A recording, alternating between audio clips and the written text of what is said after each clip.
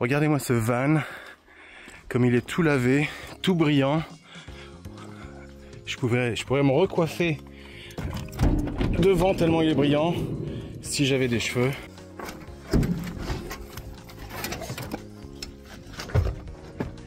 C'est le départ en vacances pour Saint-Malo. Une fois de plus, on retourne à Saint-Malo en juin toujours. Et passer 3 semaines là-bas. Et on y retournera une fois de plus après en septembre.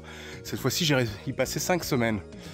Ça fait partie du fait que je peux travailler de l'étranger maintenant avec mon boulot. Et donc on va en profiter. Surtout que maintenant, Fiona est à la retraite. Et que elle a beaucoup plus de temps libre qu'avant.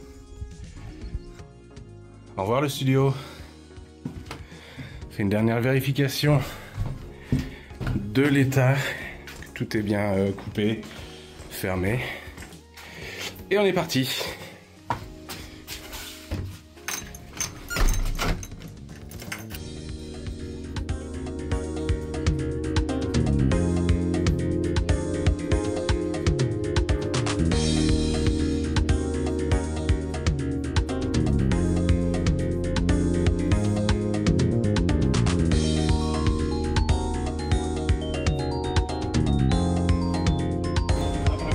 On est à la queue du ferry pour commencer à embarquer. Et d'ailleurs, les voitures commencent à bouger, je crois.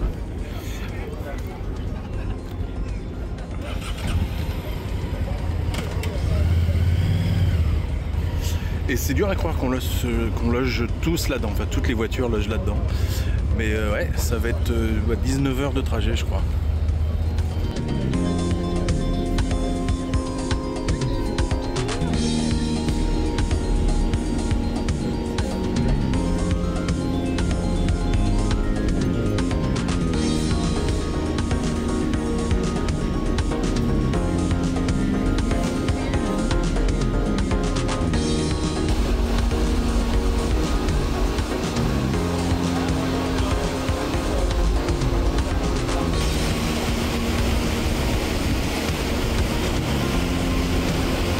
Il est 5h30 le matin et je suis en train de faire sortir le chien. Les chiens ont du mal à faire pipi en fait dans le bateau et il y a un coin qui leur est dédié, ils sont là pour faire ça, mais voilà.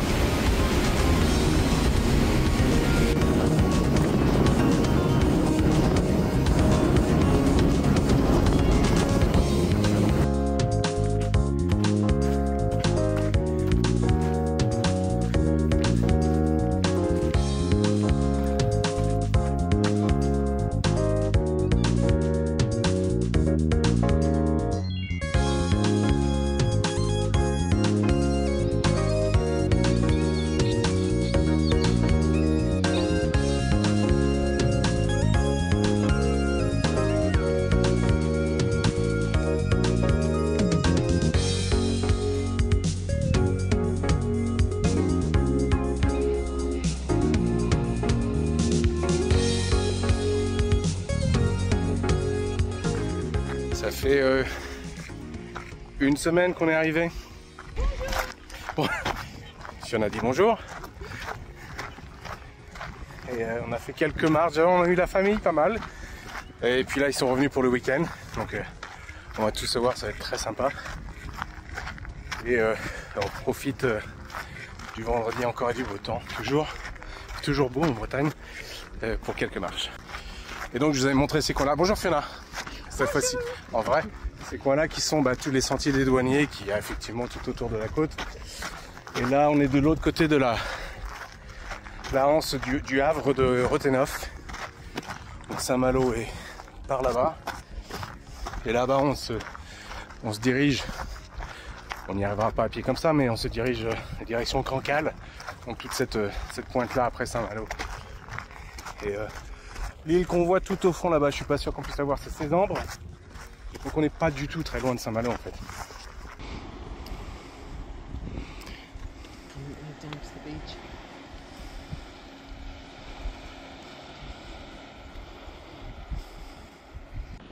Bon, je vous avais déjà montré tout ça, hein, mais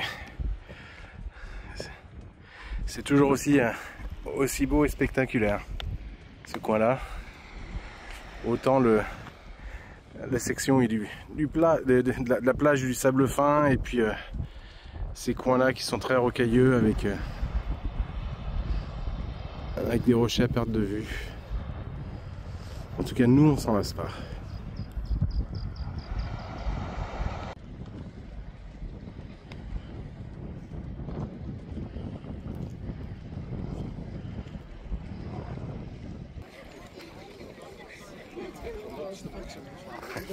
Oh.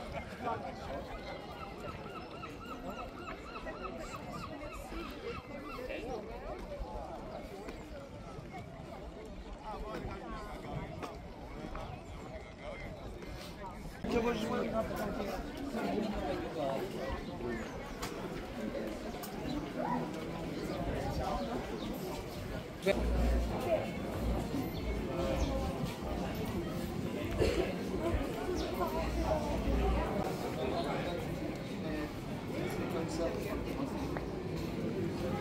y avait 100 mètres de queue, mais quand même.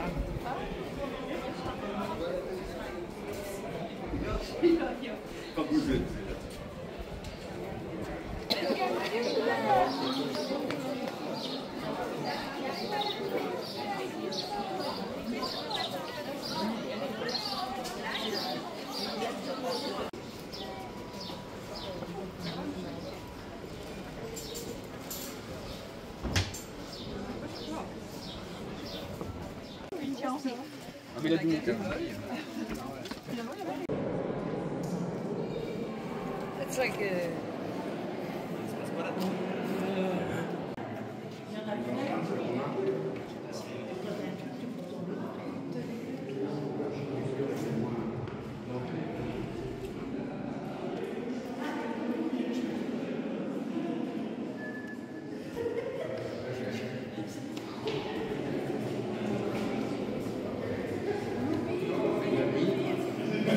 Qui a été construite l'une sur l'autre.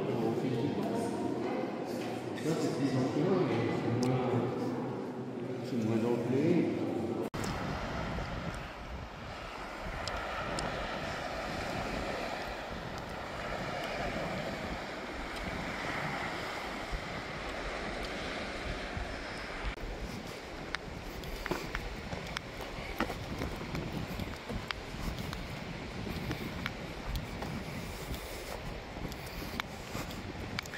Yes, madam, I'm coming.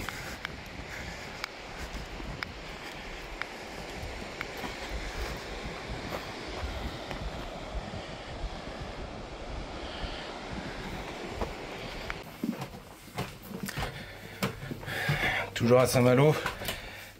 C'est une chambre au-dessus du garage qui sert quand il y a des locataires, mais vous les avez vus là. J'ai récupéré ici tout un tas de moniteurs. C'était sur le Bon Coin. Il y en a un autre qui est en bas et qui est en assez mauvais état. Donc ils sont présentés comme ils marchent pas, HS. En fait, ce qui se passe, il y a celui-là qui marche. En fait, il y a un problème avec le bouton. C'est un écran Atari, donc certainement pour les Atari ST. Lui il marche, mais le bouton reste pas en place en fait. Donc il faut le garder appuyé, donc il faudra certainement changer le bouton. Tout cela, HS, il faudra regarder exactement ce qui va pas sur ces moniteurs là. Donc c'est un Atari et puis il y a 5 moniteurs Commodore, donc des 83S et des 1085S, et puis il y a un 1960 ici, qui est un moniteur très intéressant. C'est un multisync, donc ça peut faire une variété de différents signaux RGB, et notamment pour le le Sharp X 68000 pardon, qui est très exigeant sur le type de synchro dont il a besoin. Donc ça va être pratique pour ça. C'est une machine que je répare sur mon autre chaîne, le 8-Man Shed. Je fais une petite pub, mais c'est une bonne récup. Il coûte une fortune maintenant en marche, ça doit faire 150 € facile, quoi, un moniteur comme ça. Et là, je les ai récupérés pour ce prix-là, 6 moniteurs. Donc bon, pour moi, c'est qui aime ces choses-là et puis qui les répare sur mon autre chaîne, c'est vraiment une mine d'or ce que j'ai trouvé là. J'ai aussi à ramener une vieille télé 19 pouces, donc cathodique, qui va me servir. Je vais réutiliser le tube pour les machines d'arcade. Elle est, on l'avait laissée, en fait, je l'avais trouvée en septembre et puis elle est dans cet atelier là. Ah, il faut que je vous montre un autre truc aussi que j'ai fait ici.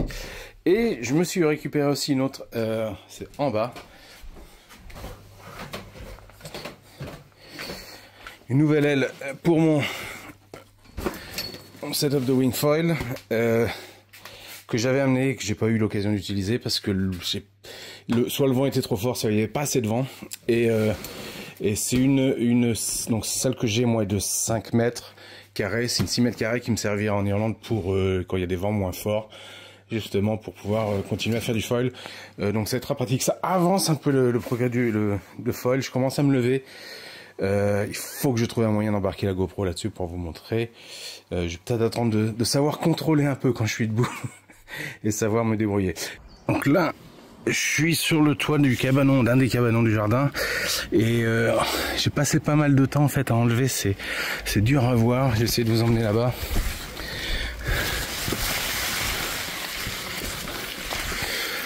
C'est ces plantes-là.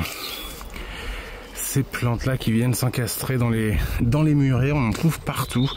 Et là on voit les morceaux qu'on a coupés là.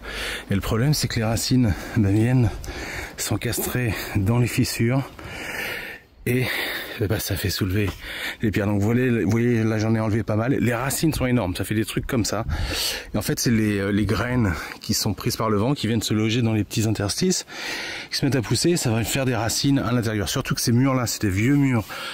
Vieux murs locaux, ils sont faits de façon très étrange. À l'intérieur c'est de la terre, donc c'est des pierres empilées sur la terre et juste scellées à l'extérieur avec de la chaux.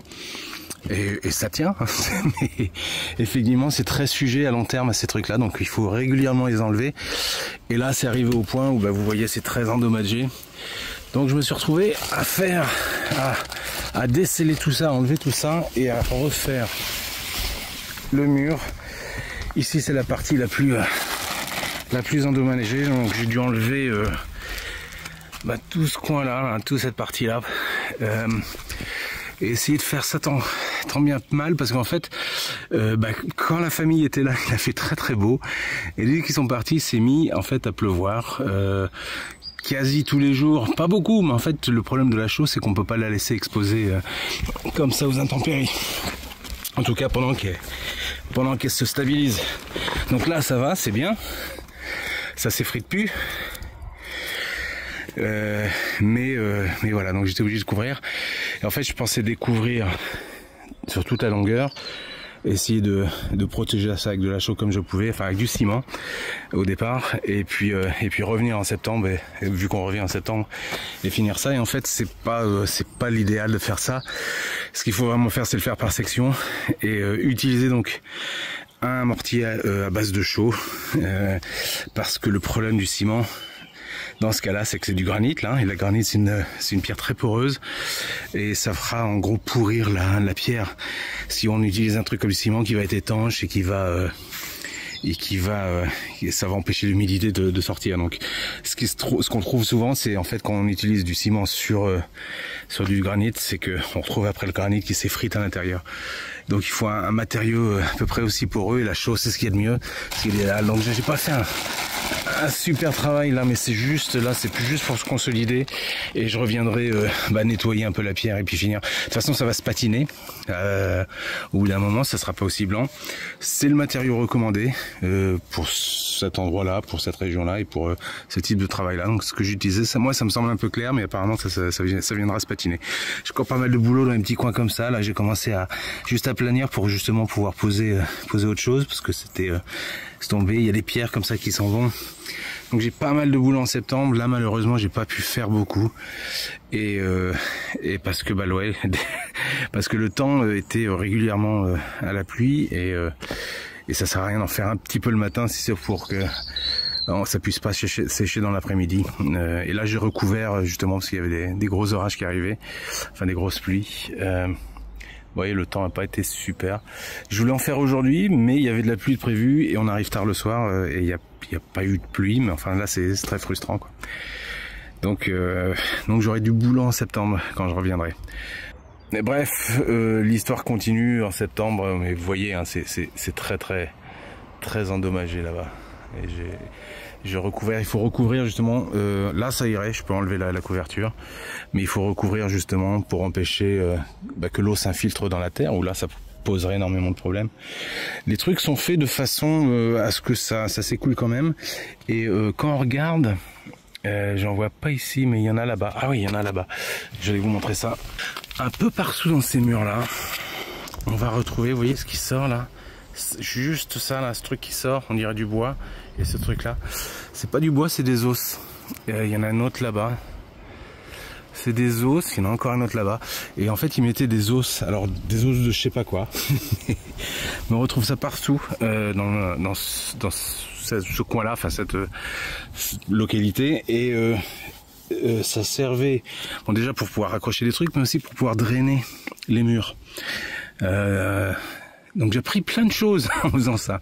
Là vous voyez, il faudra que je refasse encore ça a délogé complètement la pierre. Si vous voyez ces plantes là, enlevez-les absolument de partout où ça pousse, parce que ça détruit les murs. Je sais pas. Il s'appelle comment?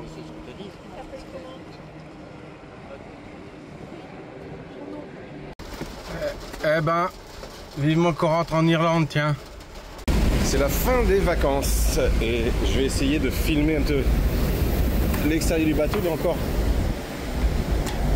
assez tôt. Là on est à l'extérieur, bien sûr, à l'arrière du bateau. Et en continuant, en fait on peut marcher tout le long. Là il va y avoir du vent.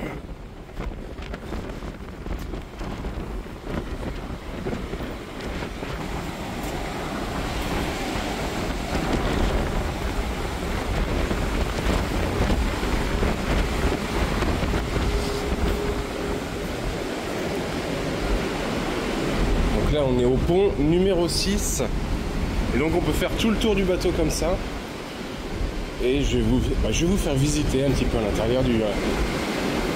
l'intérieur du Pont-Aven. Il faut que j'aille rendre ma tasse de café.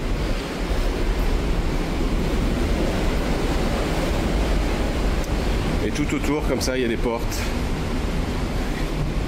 qu'on ouvre.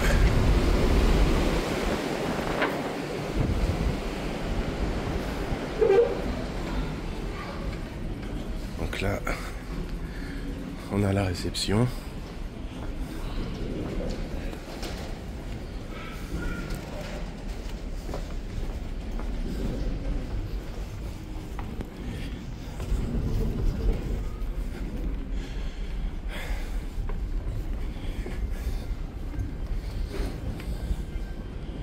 Ici, je crois, normalement c'est le duty free, il me semble ici. Ou c'est en haut? Non, il est encore en haut. C'est un...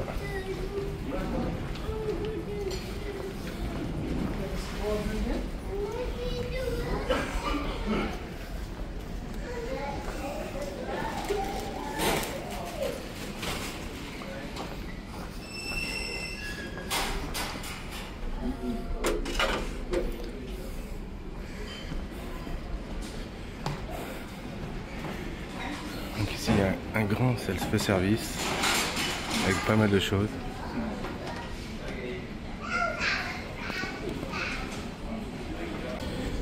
J'ai coupé pour pas filmer les gens qui veulent pas être filmés, mais donc là il y avait derrière le grand self, là il y a un autre café.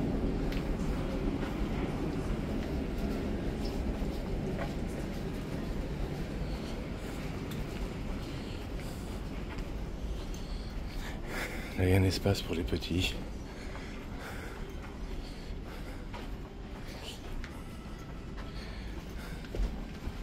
C'est très facile de se perdre dans le Pont-Aven, surtout entre les niveaux. On va monter d'un étage encore.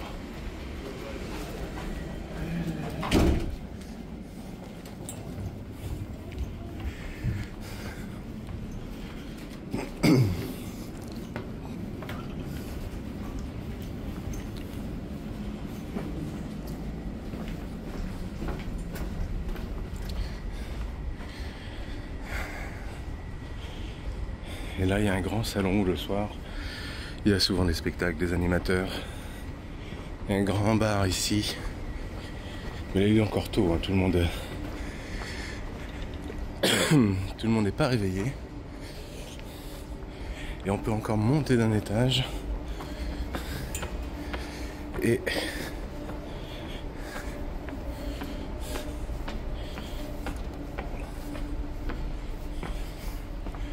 il y a encore des places pour se divertir. Je vais vous montrer un truc cool tout à l'heure. Il y a un autre bar. Il y a quelqu'un qui dort. Et là il y a une piscine qui sert jamais, hein. Elle sert vraiment jamais.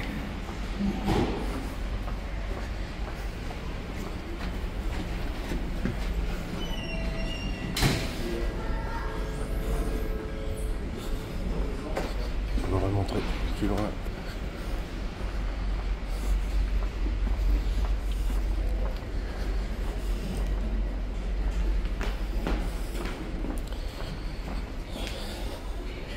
Lui là-bas il a trouvé le meilleur coin. Parce qu'on peut aussi faire la traversée sans prendre de cabine. Et juste dormir en gros là où on peut, quoi. Il y a des coins lounge où on peut effectivement aller s'asseoir et se reposer. Enfin ça reste des places assises qui s'inclinent quand même, hein, mais... Et là il y a une petite salle d'arcade. Ah ça c'est nouveau. Ça c'est nouveau, alors c'est une reproduction.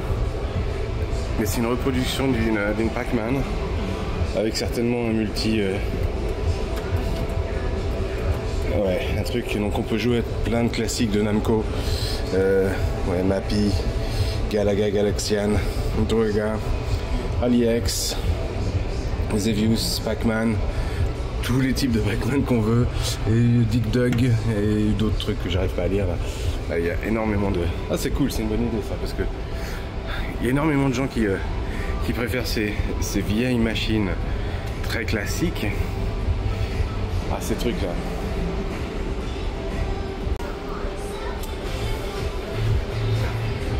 Big Box Reloaded. Bah, on balançait des trucs à terre. Un Stepmania quand même. Ça c'est toujours populaire. Puis des trucs de conduite. Ouais, Mario Kart. Ah si, ça c'est cool. Il reste même des crédits sur le Mario Kart.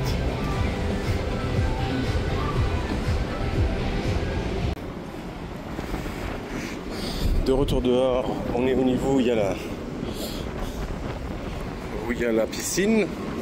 On continue et on peut encore monter d'un étage, je crois, ou alors c'est ici. Non, c'est ici. Après, je crois que c'est des étages pour... Si, il y a les chenilles en haut. Donc là, je crois qu'on est au pont 8 ou au pont 9. Et on commence à prendre de la hauteur par rapport à la mer. Faut pas tomber, hein. On va se mettre en grand angle, c'est mieux.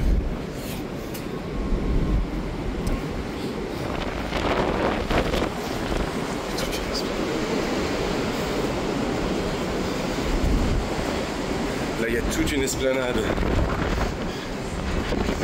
Mais en fait, c'est un petit héliport. Donc il y a un endroit où un hélicoptère peut atterrir d'urgence.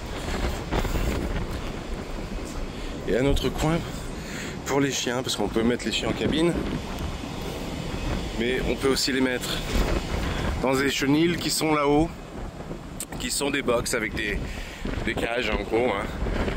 C'est comme ça que ça se faisait avant qu'ils autorisent les chiens à venir en cabine. Dans certaines cabines, hein, pas dans toutes les cabines.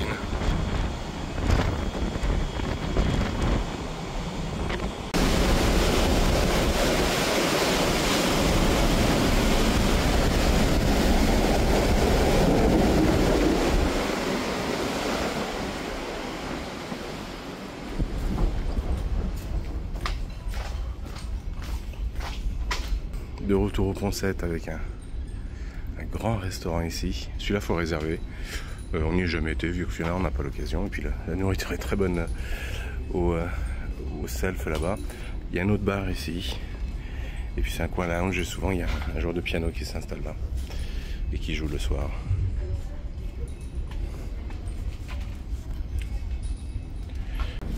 Donc le bar. Et là en fait si on continue tout droit on va retourner au self qu'il y avait plus loin là-bas. Un autre coin, souvent c'est pas rare de voir des gens dormir derrière ici. Parce que justement c'est calme, c'est cosy. Mais en fait il est pas très chargé, il n'y a pas beaucoup de monde cette fois-ci à ce retour-là.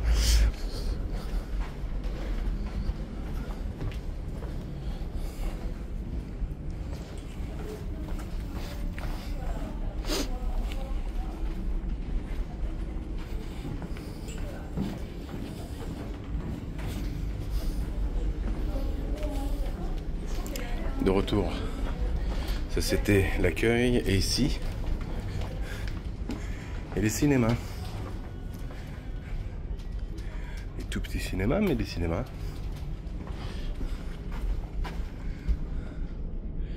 Et ils annoncent les films qui vont passer et ça c'est j'imagine la salle de régie du cinéma. C'est que des média players.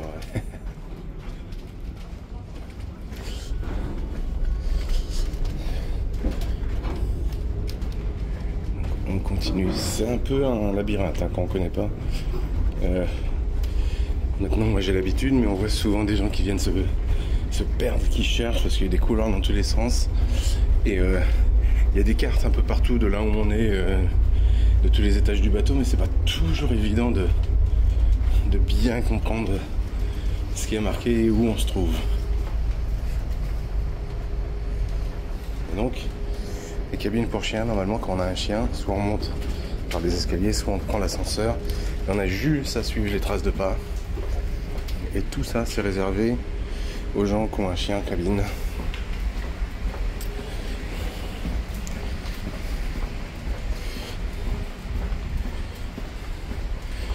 Et nous cette fois-ci on est là. Et Fiona elle dort, je peux pas la réveiller.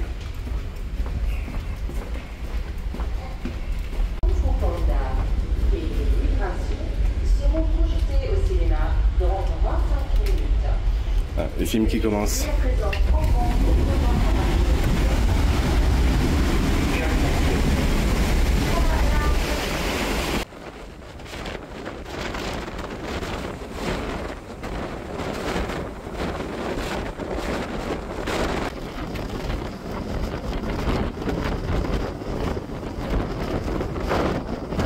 Voilà, c'était le Pont-Aven, très tôt le matin avant que beaucoup de gens se lèvent.